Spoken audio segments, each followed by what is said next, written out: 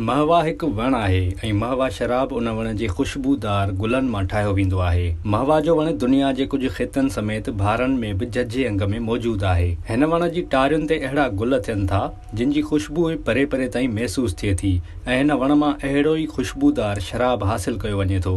महवा जो वण भारत में सकाफ़ती हैसियत रखे थो। किथे किथे त हिन वण जी पूॼा बि कई वेंदी आहे ऐं माण्हू हिन खे ज़िंदगीअ जो वण चवंदा आहिनि। ज़िंदगीअ जो वण मुक़ामी रहवासियुनि खे मेवा, गुल, जानवरनि जो चारो ॿारण, दवा ऐं कमाईअ जा फ़ाइदा ॾिए थो। इहो ई सबबु आहे जो हितां जा रहवासी हिन वण ते शाइरी बि कंदा आहिनि। ॿियनि फ़ाइदनि खां सवाइ हिन वण मां शराब बि हासिल कयो वञे थो जेको क़दीम ज़माने खां अॼु ताईं हिननि वणनि जे गुलनि मां ठाहियो वेंदो आहे। तक़रीबन 18वीं सदीअ खां ई हितां जा क़बाइली माण्हू महवा जे वण मां शराब कढंदा हुआ, पर पोइ अंग्रेज़ सरकार शराब खे नुक़सानकार करार ॾेई उन ते पाबंदी लॻाए छॾी हुई। हिन वण जा पन गॾु करण ते बि सरकार पाबंदी हई, जंहिं बाद शराब ठाहिण तक़रीबन बंदि थी चुको हो। पर पोइ कुझु सरकारी अमलदारनि वण खे सकाफ़ती हैसियत ॾियारी, जंहिंखां पोइ मुक़ामी सतह ते शराब तयारु करणु शुरू कयो वियो। अॼु ताईं वणनि मां शराब ठाहियो वञे थो ऐं हाणे हिन ख़ुशबूदार देसी शराब जा ब्रांड बि मार्केट में मिलनि था। ही भारत जी कुझु रियासतुनि ताईं विकिरो थिए थो ऐं सीड़पकार हिन शराब खे हाणे आलमी सतह ते मुतारिफ़ कराइण जा ख़्वाहिशमंद आहिनि। ॻाल्हि कजे महवा जे ज़ाइक़े जी त हिन में गुलनि जी ख़ुशबू हूंदी आहे